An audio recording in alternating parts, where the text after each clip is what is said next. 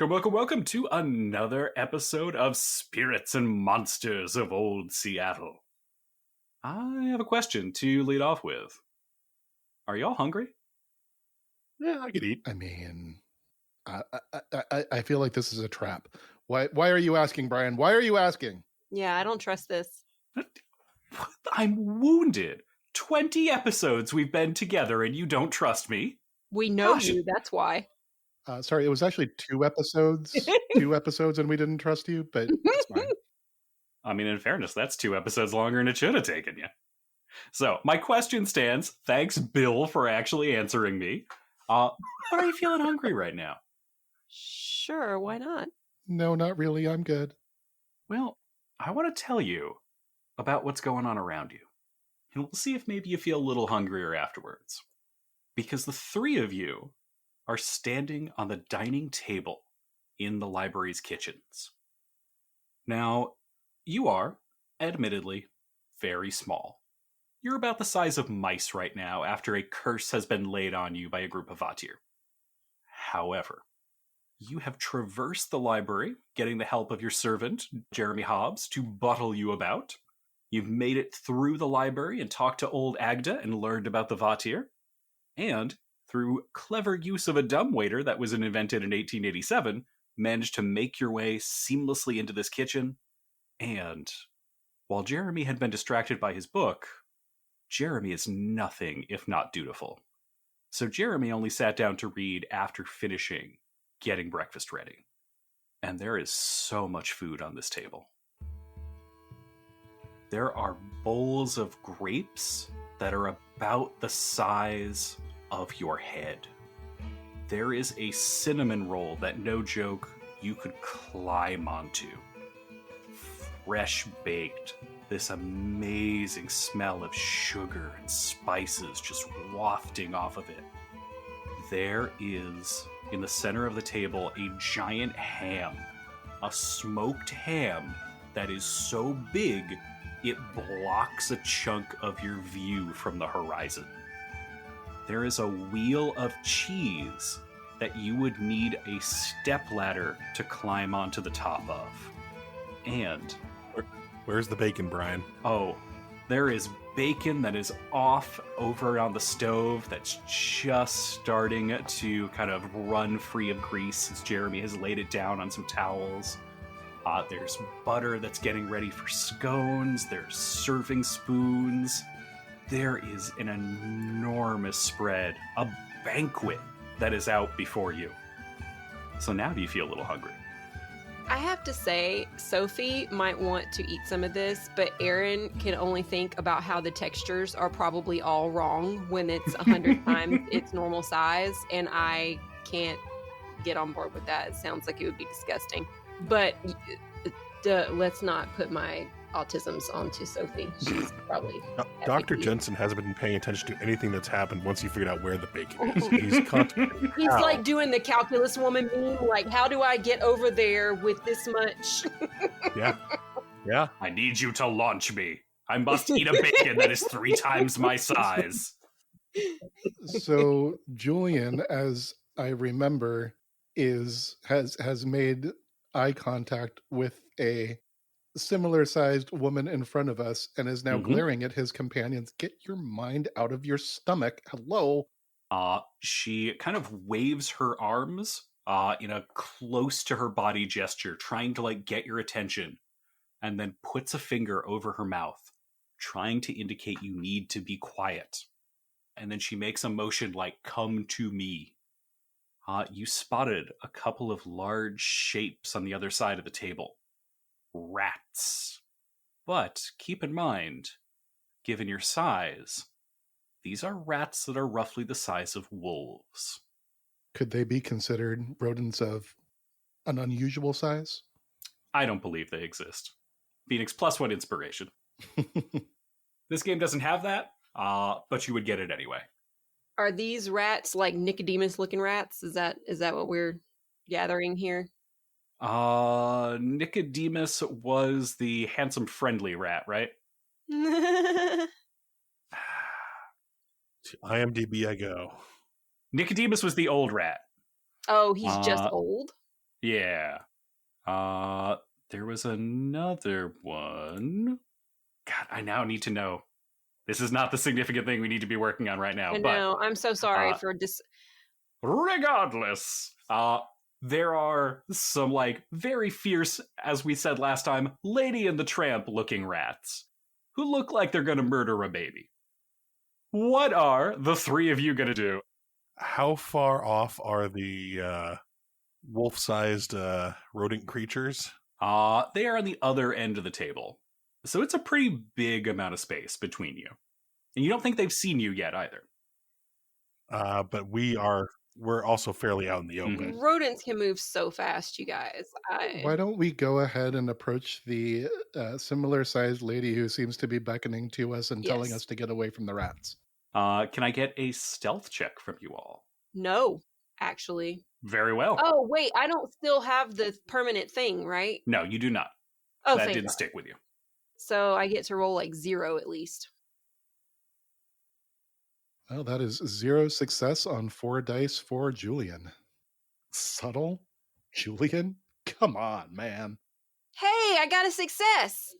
1 success Out out of 3 dice. Sorry, I forgot how to play this game.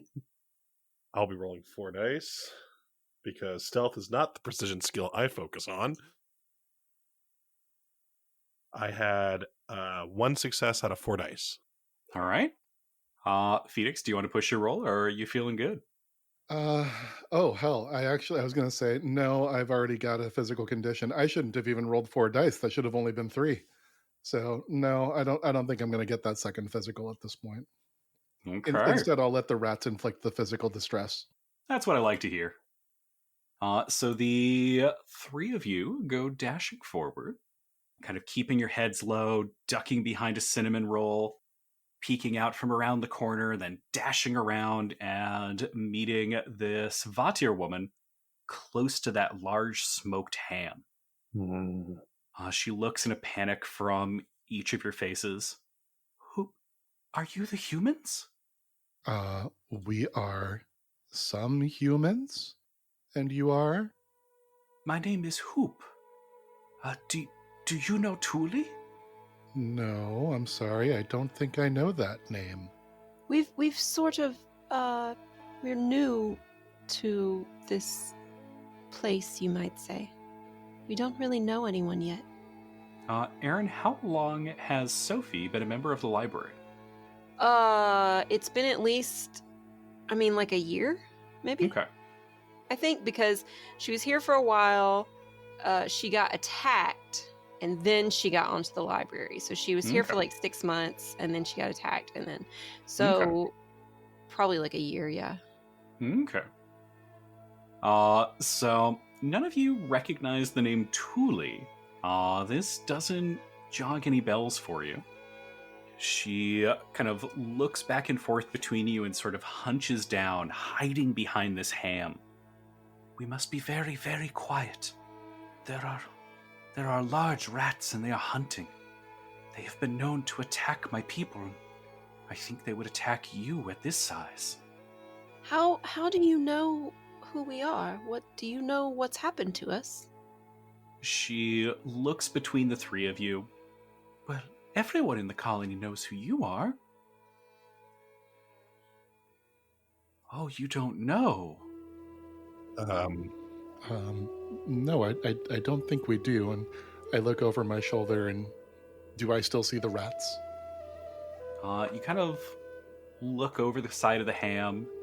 One of them is enthusiastically licking a stick of butter, and the other rat is snuffling around a dirty cutting board, kind of picking up some crumbs. The one snuffling at the butter is clearly the leader because it has the brains. Mm-hmm. So I kind of put up, both of my hands in front of Hoop. I do think we should discuss this, but should we not? And I just kind of gesture over my shoulder. If they've a habit of attacking you and your people, I don't think I would like to see if they would care to expand their diet. We may need to wait for but a moment. If we move too fast, they will notice us. But if they are paying closer attention to the food, they may be distracted and then we could get away. At least that's what my hope was. Well, we hope we haven't brought any danger to you. That certainly wasn't our intention. Or ourselves. She kind of winces a little bit as you say that. You did stir up some things with your recent changes. Yes, we do apologize for not asking permission. That was remiss of us. And we hope to make things right. Where is your colony, by the way, that we disturbed? We have been living for quite some time in a room that we believe became sealed away here in your home. We were brought here by a human named Tuli. Some 5 of your years ago. She had come to our farm. Unfortunately, our colony was running amiss and getting into a conflict with the Nisa who protected the farm. It was creating a great strife. Tuli offered to let us stay here in your library.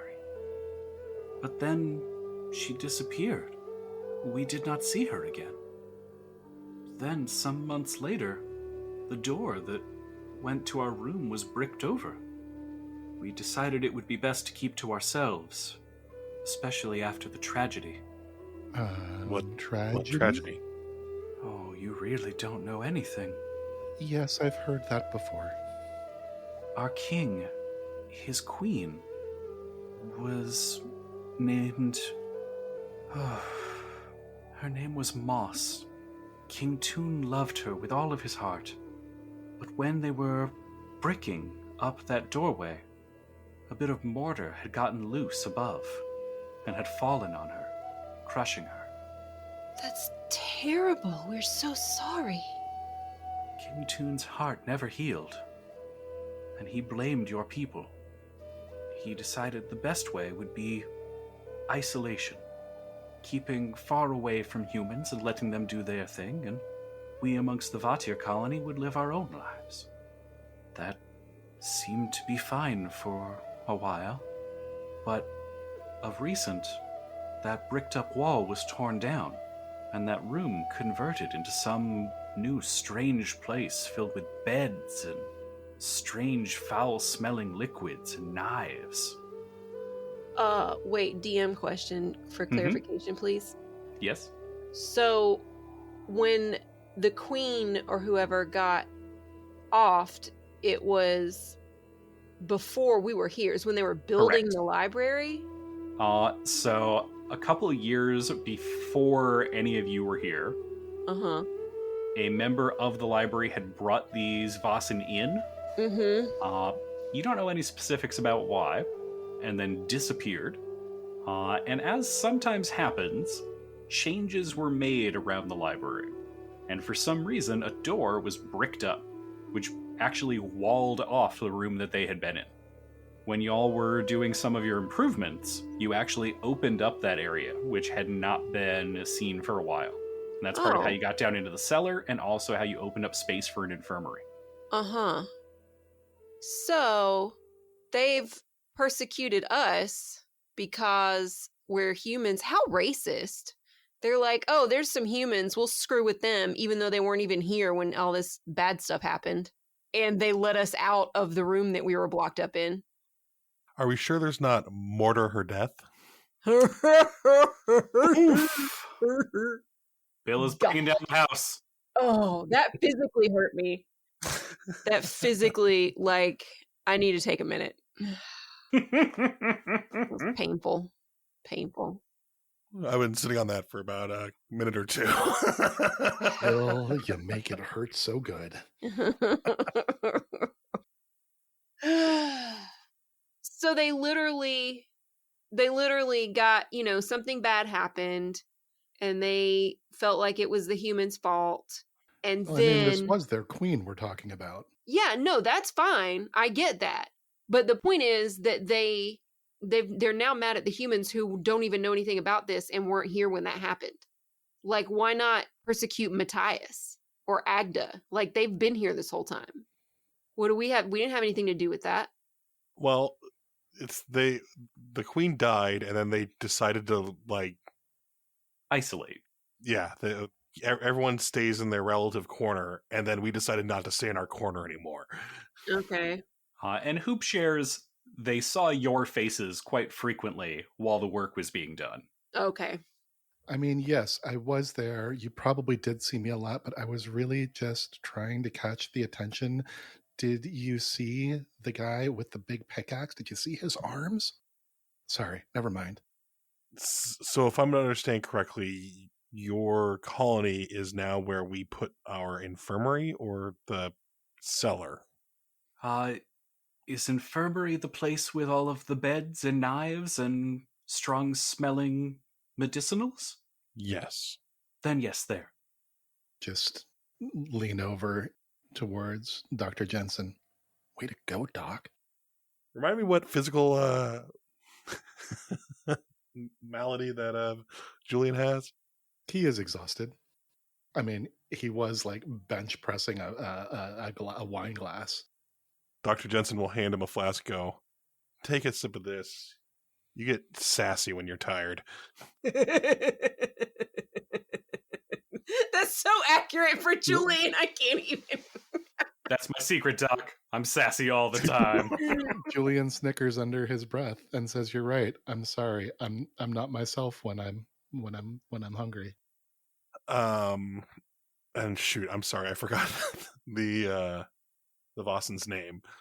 Her name is Hoop. Hoop. Or the name of the type of Vasen is the Vatir. So, Hoop, we apologize for disturbing your people's space. We did not know you were there. Is there anything we can do to help this remedy this situation? We would be happy to provide gifts if that is what is required. That would help. I believe that you must speak to our king. You must speak to King Toon. Before we do that, might you know who might be referred to as the bastard prince? Can I get an observation test from each of you? Oh boy. Well, this was bound to happen sooner or later. I hear it happens to a lot of guys. That is 0 success on 7 dice. Brian has spoken without speaking. That is 2 successes on 7 dice. 0 successes on 2 dice. Now, do any of you who did not make that roll want to push this? No, I'm fine not knowing who this. Yeah, I'll also pass. Okay. So, the 2 of you, Dr. Jensen and Julian, are kind of thinking about this. You're looking around, you're keeping an eye on things. But Sofie, you catch her eye for just a moment, and you see a look of pain there. A pain that maybe the other 2 can't quite pick up on. She knows exactly who the bastard prince is. And that name cuts at her heart. That is something that is close and painful for her. So maybe somebody that betrayed her in some way, or betrayed her people, or something like that. Given Since you got 2 successes, I'll give you even a little bit more. You think it's someone that she loves, but who is not beloved by their community. Okay. She kind of looks down a little bit as you ask that. That is a difficult thing to speak of. I do feel I must warn you. If you go to speak to King Toon, he intends to imprison you. Or maybe worse. He intends to see you stand trial for your people and for what has happened. You would need to convince him that you bear no responsibility for what happened to Queen Moss. I know it happened long before you were here, but his heart is still torn asunder. Brian, I have a question. I'm trying to remember the times that we've been in Matthias's office. Do I remember there's journals? Oh yeah. Would it be reasonable that I would expect that he's probably written about this? Probably not about what happened to the Vatir unless he knew they were here. Okay. But there would be probably a record. Well, I don't know if that helps, but I'm thinking there would be a record of, like the... That investigator's last mystery or Mhm. something, maybe? Oh, definitely. Yeah, I'm trying to think of, I'm trying to think of what I would actually be looking for there in terms of who all was involved. I mean, okay, so we already know Thule, but none of us have, so this was only about 5 years ago, but none of us have met or heard of Thule. Mm-mm. If you want, you can make a learning test to see if that name jogs any bells, but it's going to be pretty hard. I'll go for it. I suck at these, but I'll go for it. All right. Nope, 0 successes on 3 dice. I'm going to go out on a limb and say you don't want to push that. Nah. 2 successes on 8 dice. That doesn't ring any bells for you. If you want to push it, you can. Nah. You kind of think you've never encountered anybody by that name here at the library. Bill, I'm afraid you can't roll on this when you literally just got here. I wasn't expecting to. Mm-hmm. Sorry, I have, not to keep pressing this, the fact that, 5 years doesn't seem like a lot of time. Does the fact that neither I nor Sofie has any idea who this is, does that strike me as strange? Not necessarily. Okay. There are a lot of agents who come and go. Okay. And you do know some of the people here have met unfortunate fates. Gotcha. So there are some agents who work for the library who don't really get talked about much anymore. Mm. Also, can I get a vigilance test from Sofie and Dr. Jensen? I suppose. Out of 6 dice, I have 1 success. Oh, thank God. Out of 7 dice, I have 1 success. Okay. Phoenix, unfortunately, because you failed that stealth test, when you eventually found a hiding spot, it completely blocked your view. So you just aren't able to see anything that's going on. The pair of you notice something just out of the corner of your eye. You've been occasionally kind of like stealing glances, seeing what these rats are doing. And you looked back. The rats are gone. We need to go. And then you hear a thump of something very large landing very gently onto the table. Please don't be spooky. Please don't be spooky. Oh, Bill, you know me so well. Can we crawl under any of these plates, like the edge of the plate, or like up against the ham where it kind of curves underneath? Well, the 3 of you are kind of clustered around this cleared space. There's a little bit of open table that you were kind of using the ham to block the rats from seeing you. And you see a very large black cat who has just landed on the table with a thump. Aaron's like, don't pss, don't pss, not the time. And it's going to be time for initiative. Oh, okay. Now, just letting y'all know, you are not going to be able to, harm a cat given your size difference. This would be like a person fighting like a jet plane. Big monster. However, you may be able to drive off the cat. We'll see. Can't we just direct the cat's attention towards the rats who are eating stuff and, hide? Oh, the rats took off. Ah, fuck. The rats were smart. Yeah, the second the rats were gone, I knew we needed to get gone. I did hear you say that. I assume the rats were sneaking up on us, so I'm not as smart as my character, apparently. All right, so first up in initiative is Hoop, then Dr. Jensen, the hunting cat, then Julian and Sofie.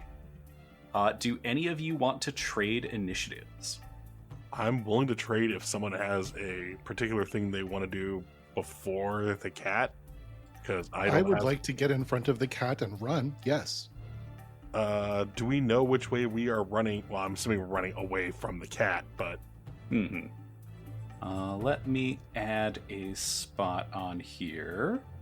I just want listeners to know that this battle map is redonkulous. You're welcome. Thank you. It's amazing. All right. Just put a spot on your map. If you can get down to here, you can scale the table leg. And that would allow you to get off the table and away from the cat. And from there, you'd be able to kind of hit the ground and start running. So, are any of you switching initiatives? I mean, yeah, the only reason I'd want to switch initiative is so that I could get in front of the cat in initiative and literally just run away. So, unless Hoop is willing to take that bullet for the team. Hoop is paralyzed with fear. Oh, great. So she'll go at my turn then. You can use an action to get her moving. But that will be one of your slow actions for the turn. Gotcha. It is also worth pointing out, dear listener, there is quite a bit on our ridiculous map here. There is a bowl of grapes, which could be thrown with a range combat test.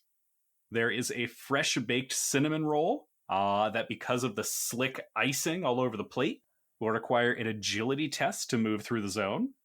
There is a wheel of cheese that, were the rats still here, you could use a manipulation test to force them to move towards it. There is an impassable smoked ham. There are sticks of melting butter that require an agility test to move into or out of the zone. And finally, a large spoon that, if you were to make a force test, could yeet another creature into another zone or even off the table. Okay. All right, so it sounds like everyone is mostly okay with their initiatives as is. Hoop cannot trade with you, unfortunately. If we do something to motivate Hoop, will she be able to then use her slow action to move, or it is basically your action to move her. She will not be able to move after that. she'll come with you if you Mm-hmm. you use an action and then she'll move into she'll follow you into your zone. Okay. Yep. So you can just use your slow action to be like, come on, you're coming with me. Yes. All right, so Dr. Jensen, what are you doing? Hoop is just like cowering and staring at the cat.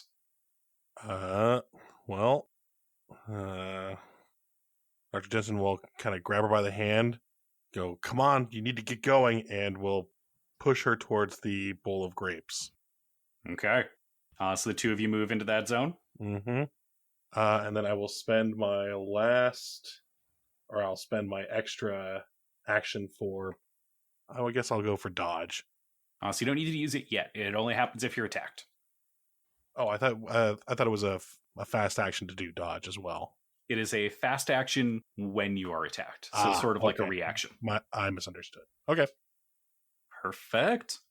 The hunting cat prowls forward, walking over that large serving spoon and then jumping, clattering onto the pile of dishes. It looks hungrily at the four of you. And you can see it's flexing its claws a little bit as it goes. Spooky looks very excited. Julian, you're up. Okay. This is fine. So, I guess, yeah, there's not a whole lot else to do here. I will follow Dr. Jensen and Hoop over to a big bowl of grapes.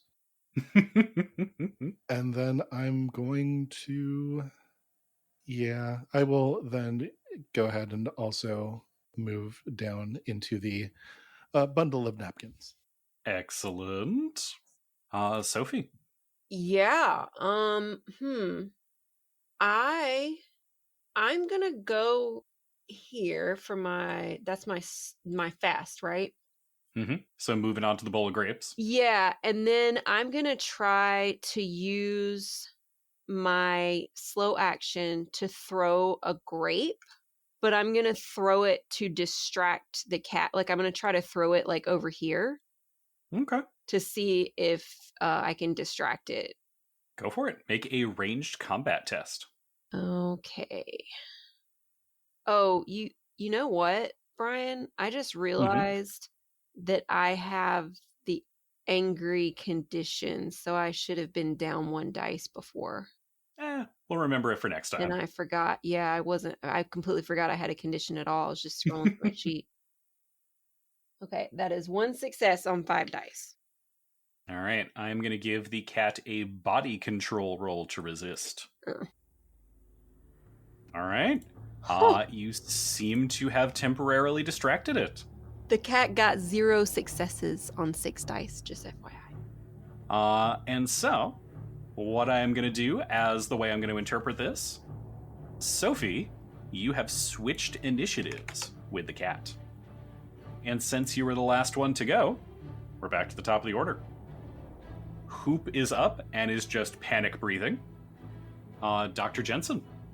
Again, taking Hoop by the arm and going over towards. Now, I'm making an assumption here.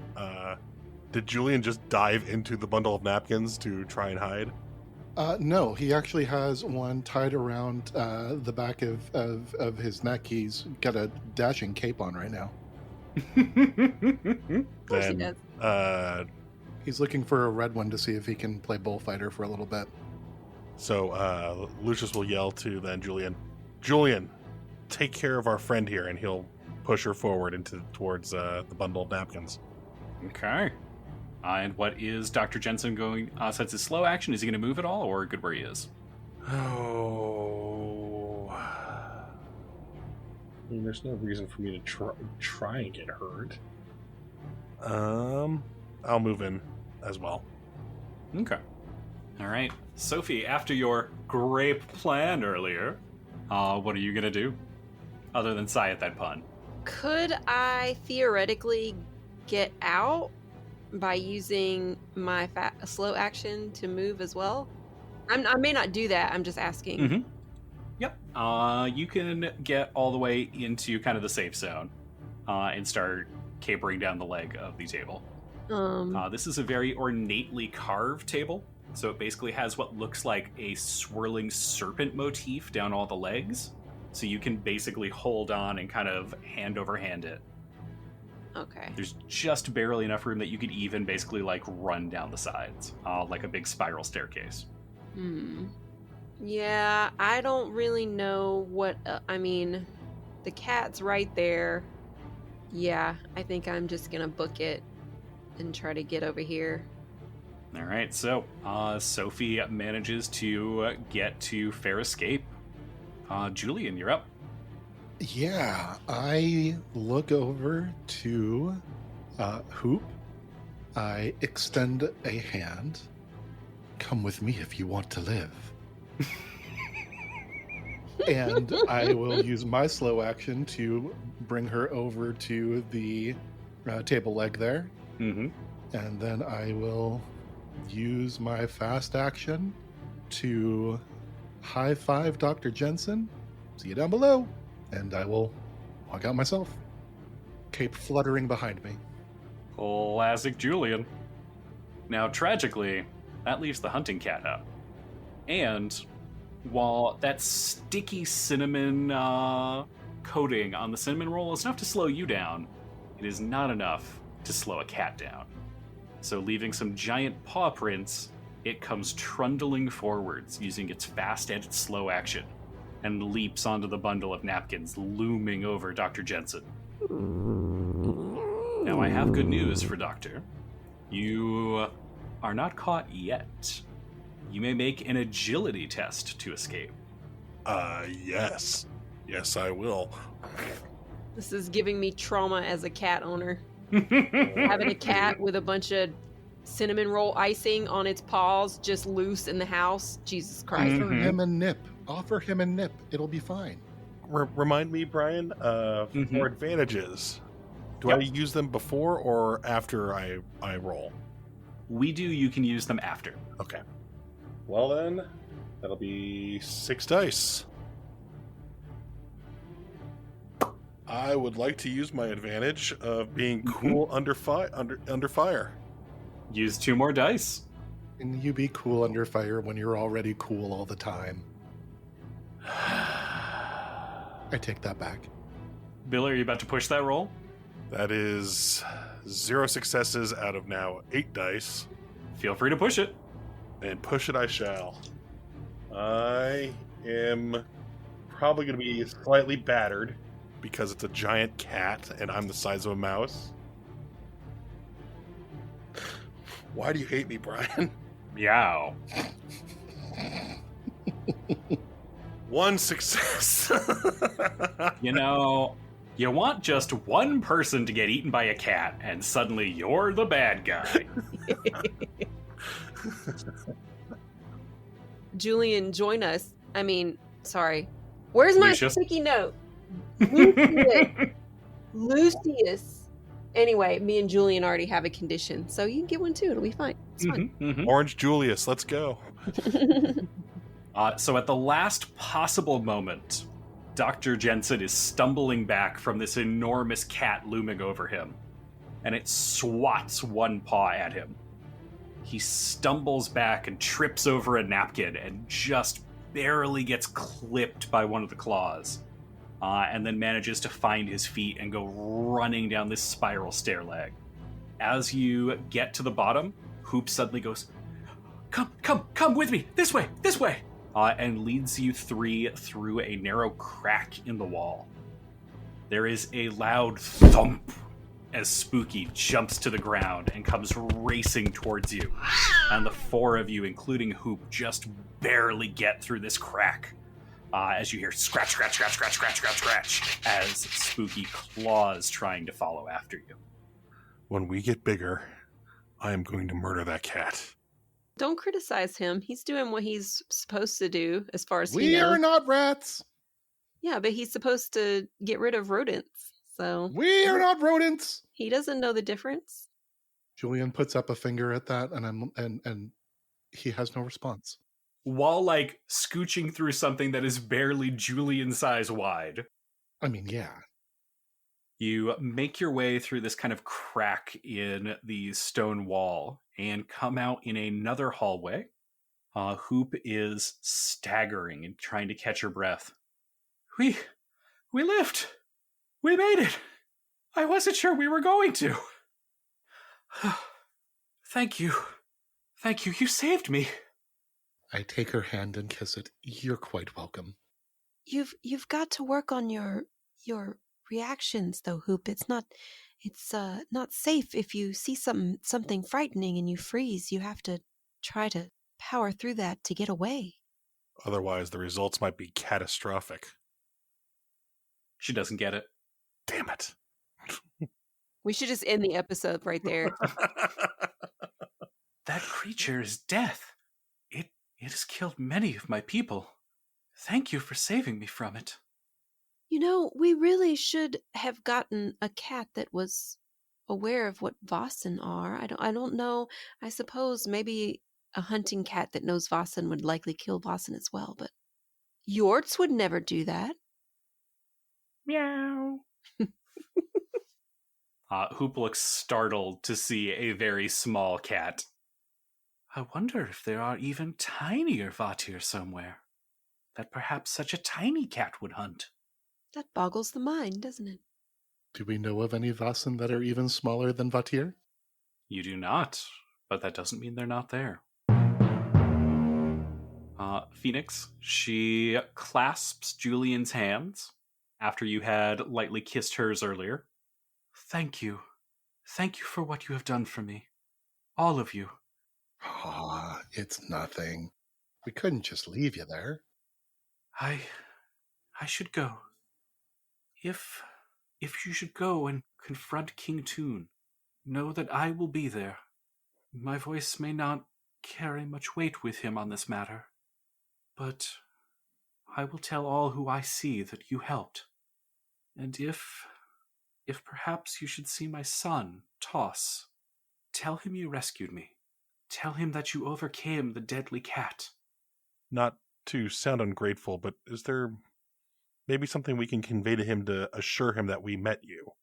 I have a feeling your people might not be the most receptive to us claiming that we saved one of their own if you're not with us. I was tasked with gathering food, bringing forth some of the bounty from the great kitchen table. And she kind of shrugs off a backpack and hoists it out to you, Bill. Take this. It's food enough to bring a great gift to my people. Cheeses and breads and meat.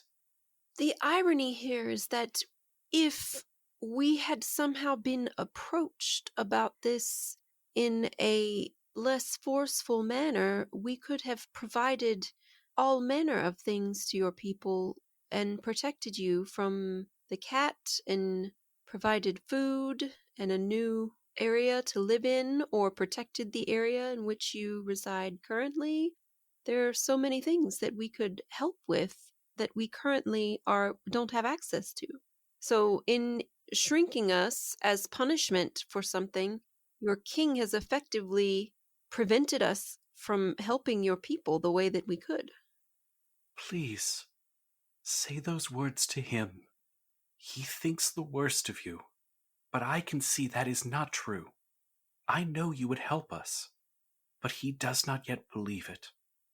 Well, hopefully we can convince him. Before you leave, it looks like she's getting ready to kind of split off from us. Mm-hmm. Before you leave, I overheard some voices. I couldn't see them. I don't suppose you would recognize, and Julian will do his best to imitate the voice of those who we heard on the other side of that crack in the wall. And I will actually repeat what they said. She winces at that name visibly this time. Do you recognize the voice of who that might be? I did my best.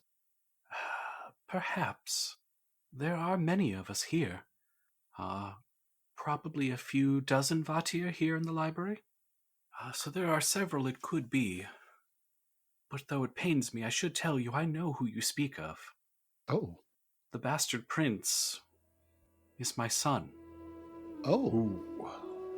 With the king. Ah. You're the queen. No. No, he's a bastard, Julian, for a reason. Wow, you're just going to throw it out there like that. Okay, yeah. Well, fine. I mean, that's the name that they give him. I didn't give him that name. The king does truly wish what is best for our people, for the colony as a whole. But his heart is so bound up in his grief. He has never truly been able to let go of the pain that he still feels at the loss of his Queen Moss. He will not recognize our son, Toss, and so the people call him the Bastard Prince. Has he set himself in opposition to to his father? I don't believe he has. He serves King Toon, like all of his subjects, but I've heard some whisper that perhaps he would be a better king. I do not wish to capture you in any of the strife amongst our people.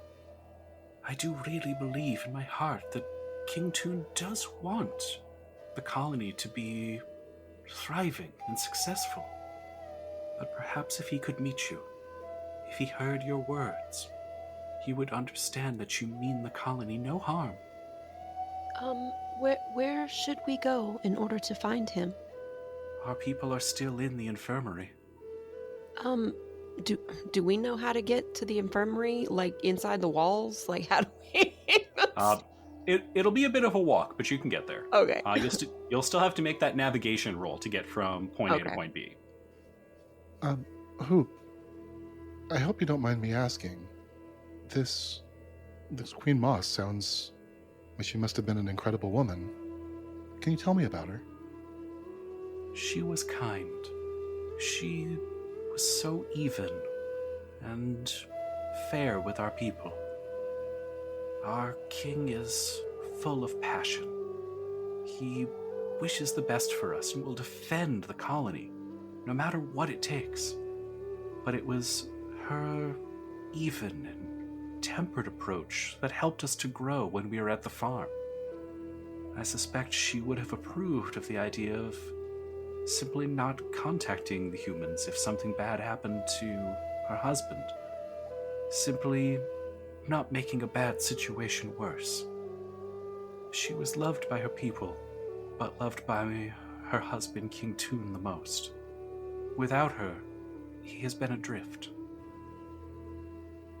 I do love him, but I know that she will always have his heart. I don't wish to take her place. Her ghost is forever with him. I am listening to her description, just wide-eyed, probably kind of take a seat as I'm listening and having her kind of describe this. Thank you. Thank you for that. She nods. I didn't know her, but you seem quite the woman as well. And I hope this works out. We'll do what we can. She smiles gently. Thank you so much for explaining everything to us, Hoop. We would have had no idea what was going on without you, so you've been a great, great help to us, and we will do anything we can to help your people. She nods enthusiastically. I think that perhaps peace could be between us again. I would like that. And I suspect the colony would like that as well. As would we. I must go. I must make my own way. The tunnels that I need to take may have more of my people amongst them. And I fear that we may create more questions than answers if I am traveling with you. But if you come to your infirmary, I will be there. Thank you. Is there anything else that you have for Hoop? I got a conversation once she gone, but right now, no. Mm-hmm. Any of you who'd like to can take a free advantage called Rescued Hoop. I will leave it to the three of you to decide who gets it.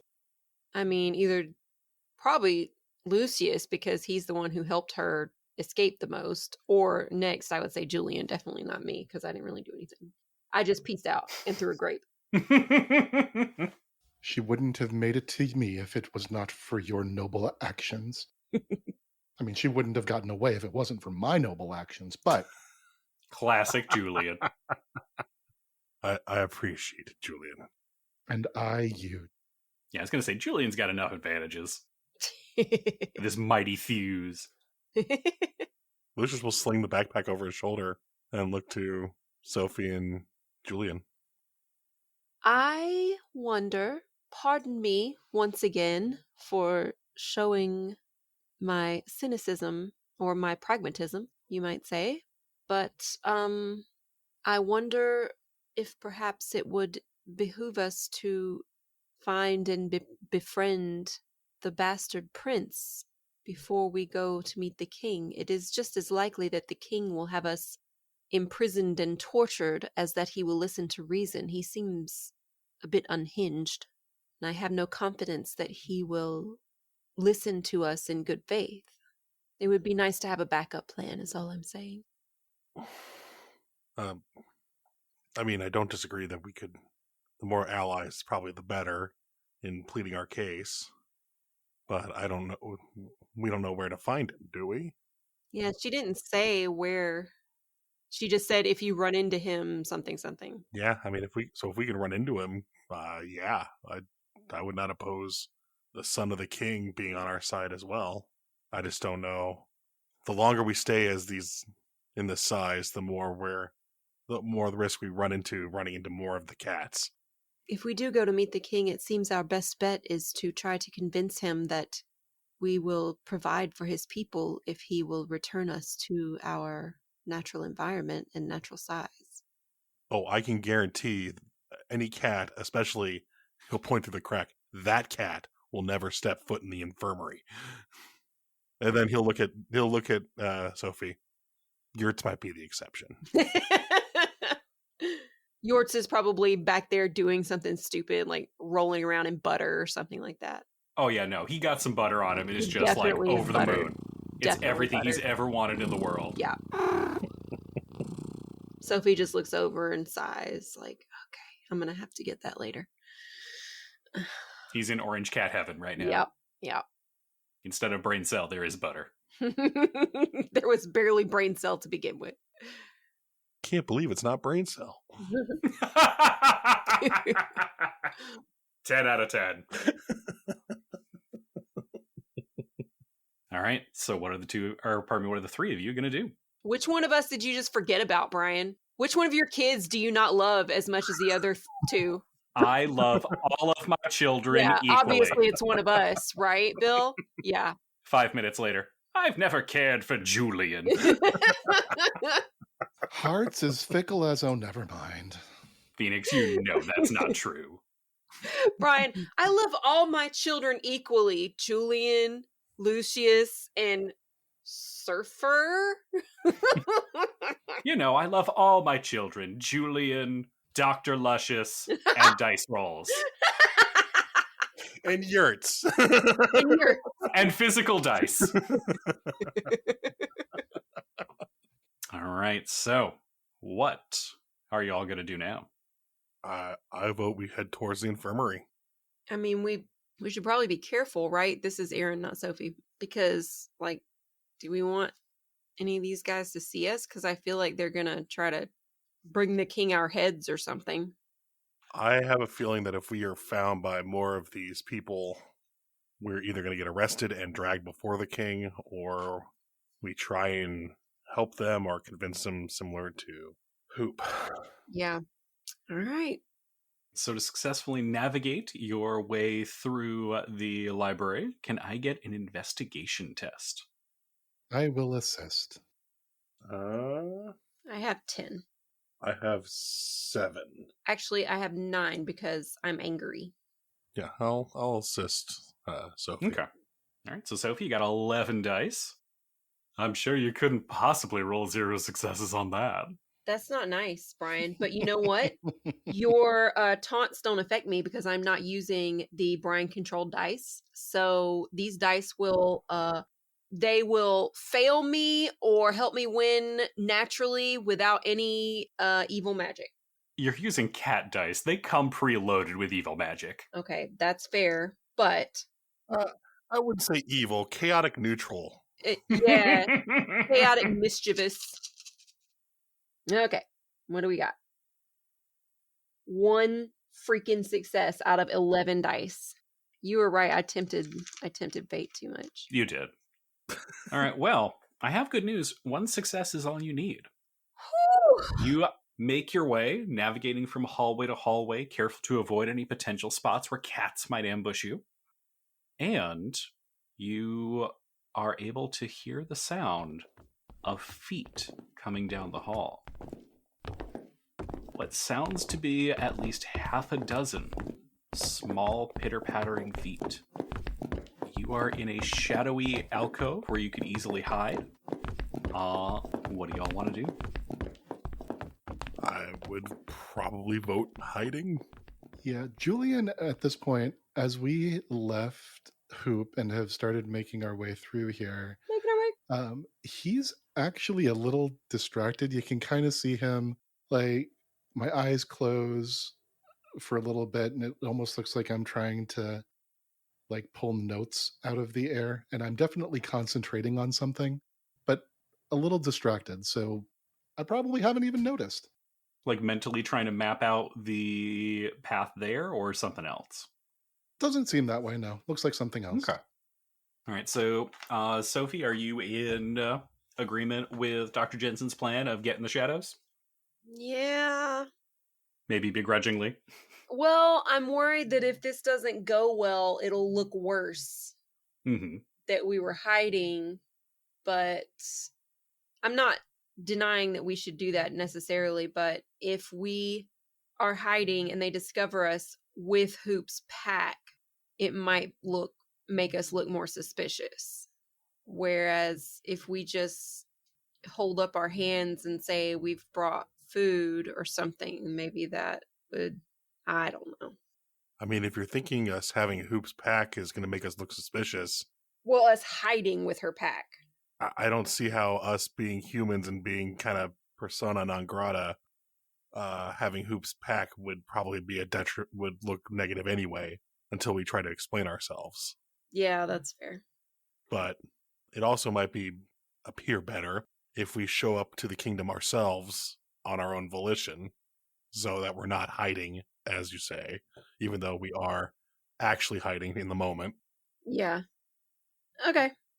I will definitely look over at Julian and, like, kind of tug on his arm and, hey, Get it together. We have to Huh? hide. What?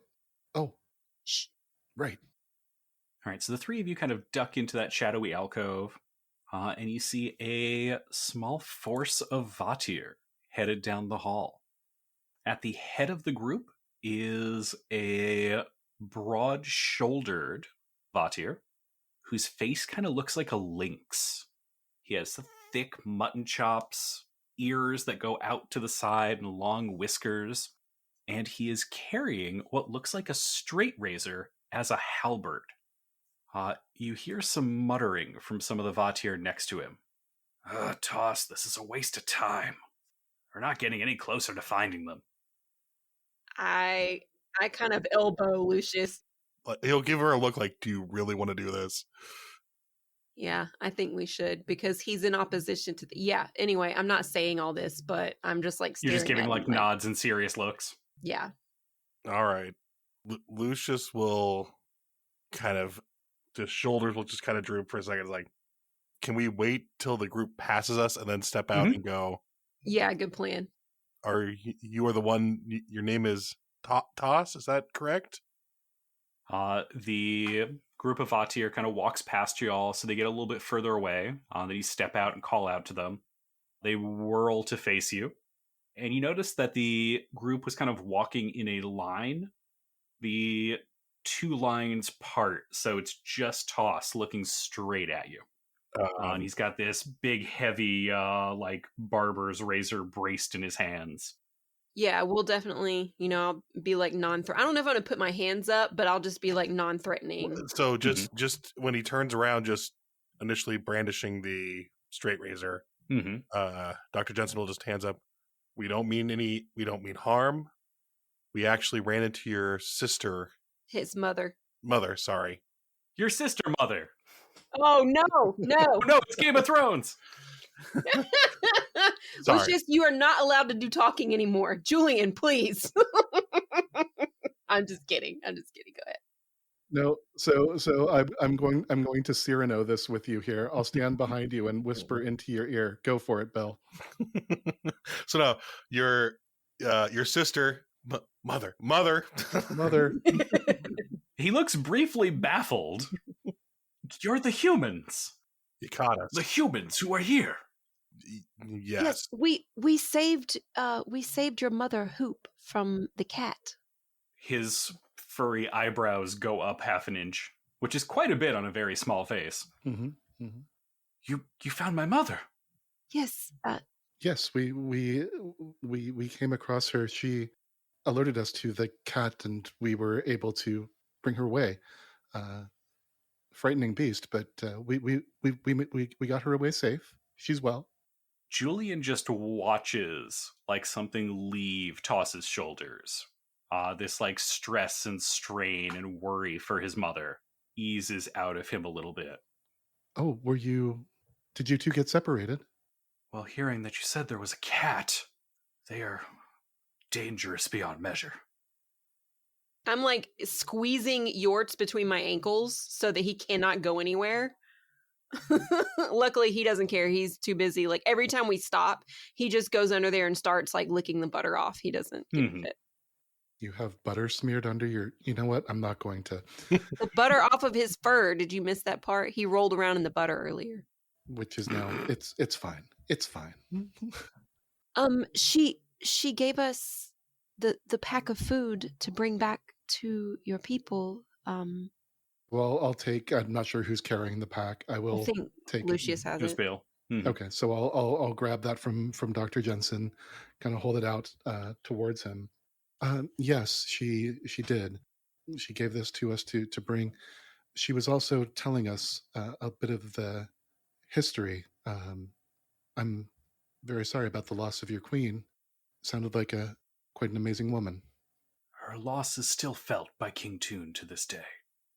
A love like that is hard to get past. He kind of winces as you say that.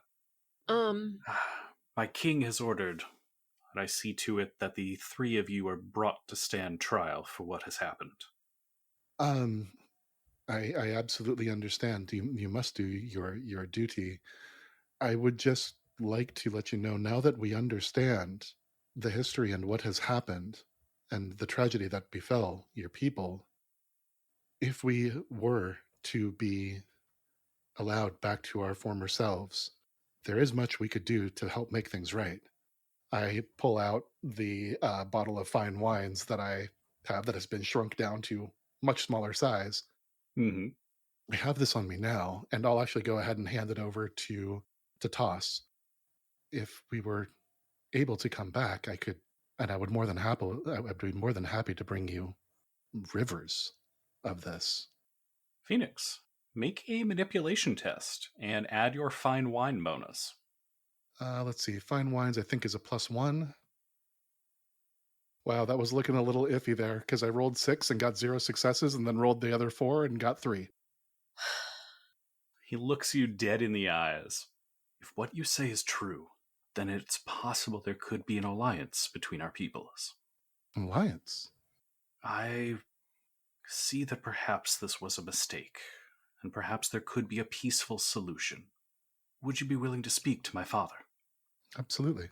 If we can assure that we won't be immediately harmed upon presenting ourselves in front of your father. Julian turns back to Dr. Jensen, kind of puts up a finger and smiles. Yeah, good call. He nods. I will see to it that my men and I act as an honor guard for you. We will bring you to the king and announce you, rather than bringing you in chains. We appreciate your understanding and your logic in this matter. If we had realized, we were unaware of your presence, and we apologize for that. But we will do what we can to rectify it. He gives Sofie a very formal bow. I believe there were things on both sides that were not known. Come, right this way. Let us speak to the king. We shall take you. And together with a half-dozen Vatir, you make your way into the infirmary. The infirmary is fairly Spartan at the moment. You've set up a couple of beds in there. There are a few tables, a couple of small rocking chairs. Dr. Jensen has arrayed a wide variety of medicinals, antiseptics, bandages, things that in a worst case scenario you want to have on hand. We get to the infirmary, the ether bottle is empty, and all the Vatir are just smoked out of their rolling. gourds. I was going to say, if we would see the ether bottle on the shelf, and all Lucius could think is like, if we only had it for that damn cat. Yeah, Don't right. ether the cat. Just a little bit. Just make him kind of, woozy. You make your way into the infirmary, and at first, it seems as though it's empty.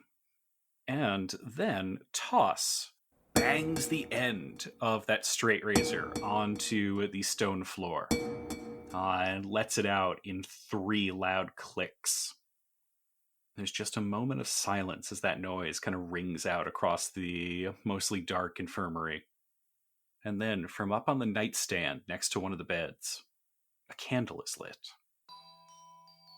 There are shuffling sounds in the dark. And slowly, out from cracks in the walls, from underneath a door at the back of the room, emerging from underneath a dresser, you see one of the tiles on the floor lift up and get shifted away, and a bunch of Vatir begin climbing up out of that. Some of them hop out of the bed frame. There are dozens of them in this room. A group of them bring out what appears to be a can of preserved salmon and place that with a thump in the very center of the room. And you realize that is a makeshift throne. Then, skulking out of the dark, is a large, sinuous form. You've seen these before, but they are very uncommon. There is a ferret. It is enormous, and this weasel moves with a sinuous grace. It looks a little fiercer than any ferret you've ever seen, and you realize part of that might be the size and scale. with the light, tinny sound of some very small horns. King Toon enters on the back of this massive ferret, then descends from a saddle and sits down upon the throne. He is the finest dressed of any of the Vatir that you've seen so far, wearing a black frock coat. He has a crown made of the tines of a silver fork, and around his middle, he's got a girdle in the form of a golden ring inscribed with runes, with a purple stone at its center. What is the behavior of all of the other Vatir? Are they just standing? Are they kneeling? Is there any sign of just procedure? There's a lot of milling back and forth. There's a lot of looks being given. And I'll even give you this without having to make an observation check. There are a lot of looks being cast between King Toon and his son Toss. Because Toss was given an order to apprehend you and bring you here, and you are now being presented with honors. I definitely bow to King Toon. Yeah, I think I'm actually going to take a knee. Yeah. Okay. Bill, does Dr. Jensen do so as well? I will elbow Dr. Jensen in the leg. He will respectfully bow forward. He will not drop to a knee. Oh, Okay. Sophie's not taken to a knee. She can't get to her knees because Yeah, the books but are just away, just doing like the curtsy. Yeah. Well, no, she's not curtsying. What is this, 1886? 1888. King Toon raises one of his feathery eyebrows. I am surprised to see manners from those who have done such harm to our kingdom. Although I expected you to be in manacles at the moment. I look to Toss. Does Toss look like he's about to say something, or is he waiting for us to speak? He takes the pack off of his shoulders and just kind of hands it to Dr. Jensen, seeming to give you the opportunity to give that to the king. Thank you. Yes, we come here in the hopes to make amends for any misunderstandings and grievances my kind may have caused your people. We come bearing food from one of your own that we were able to help rescue from one of the cats, one you call Hoop. As you say that, a general gasp goes out amongst the crowd of Vatir that you rescued someone from a cat. So he will hold out the bag And bring it before the king kind of thing. Mm-hmm. Taking a quick look around, do I see Hoop by any chance? You do. And she kind of waves very enthusiastically to you all. I return the wave. The king's eyebrows again go up. I will admit, I had not expected to receive you graciously, or bearing gifts to my people. You perhaps all implying you might wish to make amends for past wrongs. My king, yes. Of course. I'm very sorry about the experience you've had. I gesture over towards Hoop. I'm sorry to say we're only recently made aware of the pain we brought upon your people. I'm very sorry about it. We would like to make amends, and if you are willing to work with us, possibly return us to our previous form, I will look over to Toss and kind of make a gesture if he can hand me the bottle of wine back. And he does. And I'll take that, and I'll look if I'll hold it in front of me, and then I'll kind of look towards the king, seeing if I can approach. He gives a little nod. He seems very curious about you all. You are not how he was expecting you. So I will slowly and calmly make my way towards him, holding the bottle of wine out in front of me. This is what I have on me at the moment. It was shrunken along with well, obviously with us. Now that I understand, and we know of your people here, I would be more than happy to provide you human-sized bottles uh, as a token of friendship. A general murmur rises up from the crowd at this. With respect, King Toon, we could also help you find a habitat, an abode that is to your liking, or we could update the current one if you wish to stay, to be more to your taste, and be more safe. And of course, your people would no longer have to forage in the danger area with any cat whatsoever. And I squeeze Jorts a little more, make sure he doesn't come out at an inopportune moment. So that you would have plenty of supplies at any time, and you need not fear for any of that. Well, let me promise one thing further, since it was the design of this infirmary for myself is what caused this whole misunderstanding. I will personally guarantee a cat will never set foot in this room ever again.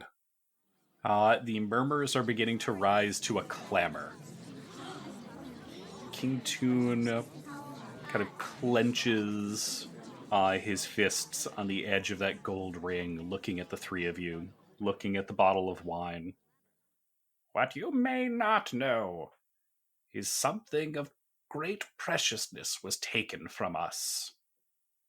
Many years ago, my beloved Queen Moss died here after we were invited into this home.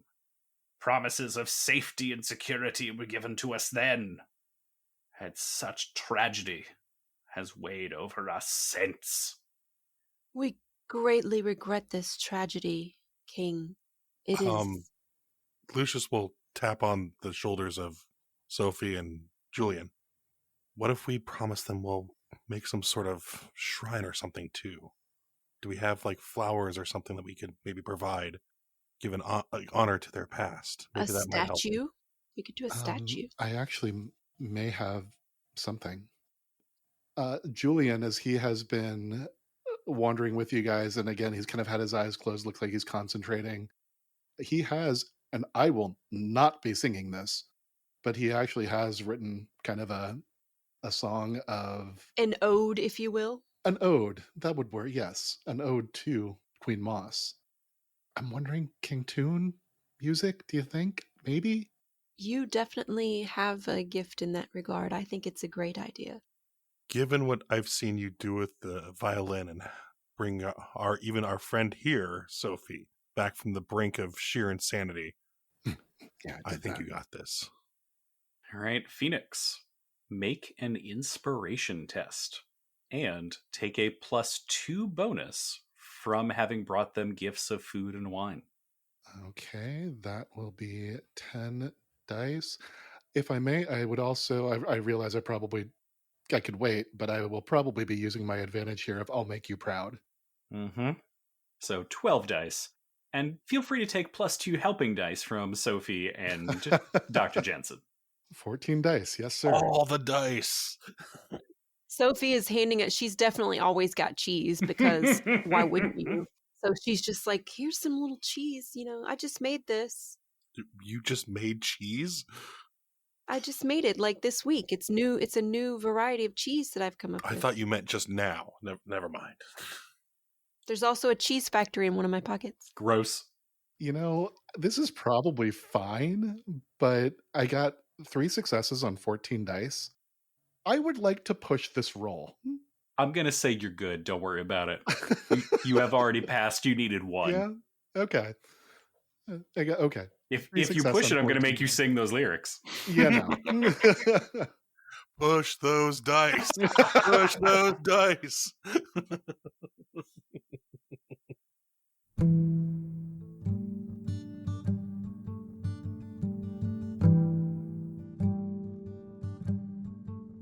In the heart of a kingdom where wildflowers grew, there once lived a queen whose heart was most true. With the grace in her steps and the kindest of eyes, she was a beacon under moonless skies, dearest Queen Moss, oh lovely Queen Moss, a flower of love in a garden of loss. She and her love led you far from the farm, and to their new home they came arm in arm. She settled here with her betrothed King Toon, but did not suspect this place might be her tomb. Dearest Queen Moss, oh lovely Queen Moss, a flower of love in a garden of loss. King Toon's heart, where once was glowing and bright, was now cloaked in shadow most every night. This kingdom's bright halls fell dark without her grace. Her king's heart did ache to once more see her face. Dearest Queen Moss, oh lovely Queen Moss, a flower of love in a garden of loss. But the love of Queen Moss is the heart of this tale, and despite the deep sorrow that you must now feel, we trust that her kind soul would carry no grudge upon the unwitting folk you now misjudge. Dearest Queen Moss, oh lovely Queen Moss, a flower of love in a garden of loss. Remember, remember the dearest Queen Moss. The love she has sown will ne'er truly be lost. The light of her legacy yet will shine through. Her memory won't die if it lives on in you. Dearest Queen Moss, oh lovely Queen Moss, a flower of love in a garden of loss. Oh dearest Queen Moss, oh lovely Queen Moss, a flower of love in a garden of loss.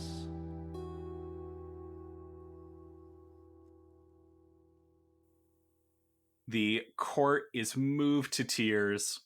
King Toon is openly crying down his feathered face. He puts his hands over his heart. You have never met Queen Moss, but from your words, you know her. Yes, I believe an alliance amongst our people can be. I will see to it that you are restored to your previous size. But remember your words and your promises. If you do, you shall have a friend amongst the Vatir. My king, if I might ask one stipulation of our alliance. I understand that your kind can be known to be playful and play pranks. But this, he'll gesture to the broader infirmary, this we've meant to become a room of healing. Play your pranks on me, but anyone we bring here, please spare them. if they're here, they need our help. He ponders this and gives a deep nod. I understand, and we shall see to it, and hope that we encounter none of your people here. Thank you. Sofie is wringing her hands a little Mhm. bit, and she sort of shuffles slowly towards the king. And I'm sorry to turn this into a comedy podcast, you guys. I love y'all. She bows again slightly to the king. We are grateful to you for your understanding, and I would like to let you know there is one cat-like creature who you need not fear. He will never. I suddenly erupt in an absolute fit of coughs. I'll turn around to them and be like, "It's fine. He's tiny. He's more of a mouse sort of a thing." He's tiny now. Right, but Are you implying you have tamed a cat? I have, Your Excellency. I have done that. Gasps go up. It's not possible. It can't be done. And I will lift up my skirt and just like a couple inches, and Jorts is just like looks up, and he's got he's like greased. He's been licking the butter off of himself, but it's butter. It's not just coming off. I know you say that he's in butter and that he's greased up like that, but when you say he's been greased, I just now imagine him with a big He's greased pompadour. lightning. Yep. A big pompadour slicked back on the top of his head. I mean, possibly because he's been licking himself, and so his hair's like all, and he just looks up and he's like, and then he just goes back to bathing. There's a gasp from the crowd. She's tamed one of the killing creatures. Now I'll reach down and lift him up and hold him up like Simba, and he just doesn't do anything because he's Jorts. You know what? That's how we'll end this episode. Just with the Lion King song in the background, as King Toon slowly makes all of you larger, and Jorts just slowly grows up and up and up and up and up.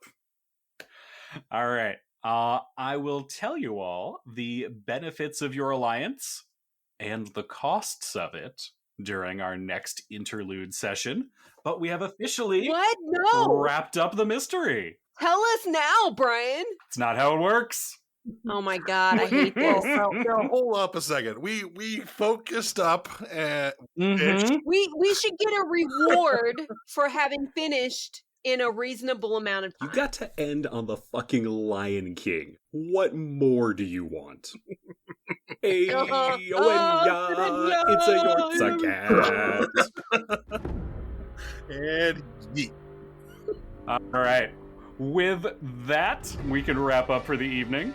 I'll look forward to our next interlude session. This was a nice short one before our next mystery. And I'm pretty excited to share when we reach the end of our next story, we will be halfway done with our season. Mm-hmm. Thank you for listening to this episode of Spirits and Monsters of Old Seattle. Our theme song is Myths and Legends by Robert Bruckmeyer, which is playing right now. Our music is by Andreas Lundström, and you can hear more of his work on the Sweden Rolls podcast. Link in the show notes. Our editor is Hannah Cheney. If you're enjoying this show, please take 2 minutes to rate and leave a review on iTunes, Spotify, or wherever you get podcasts. I know every podcast says it, but it really does make a difference and helps us continue to grow the show. Finally, remember the motto of the library. Fear gives way to knowledge. Knowledge gives way to wisdom. And wisdom gives way to the truth. Until next time.